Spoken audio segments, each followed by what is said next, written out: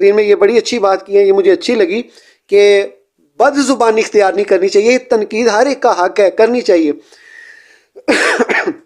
रह गई बात इलेक्शनों की, ये मेरी पेशगोई कह लें या मेरी आप ये कह लें कि कबल अज़ वक्त जो अथेंटिक तज़िया है वो ये है कि इमरान खान का रास्ता अब साफ हो गया है। अगला वज़ीर आज़म इमरान खान बनेगा, वो क्यों बनेगा, किस तरह बनेगा, ये एक टॉपिक पे मैं इंशाल्लाह ताला एक आधे दिन में स्पीच करने वाला हूँ और उसके बीच में मैं बड़े अथेंटिक तज़िये के साथ आपकी खिदमत में हाज़िर होऊंगा। जिन जिन दोस्तों ने मेरा चैनल सब्सक्राइब नहीं किया जल्दी से चैनल सब्सक्राइब करें, बेल आइकन करें, ताकि मैं ज़्यादा से ज़्यादा अपने तज़िये आपकी खिदमत में पेश कर सकूं। अगर आपको मेरा तज़िया अच्छा लगा है तो बराए करम आप मुझे ज़रूर कमेंट बॉक्स में बताइएगा। इसी के साथ अपने मेज़बान बाहुरून चिश्ती को इजाज़त दीजिए।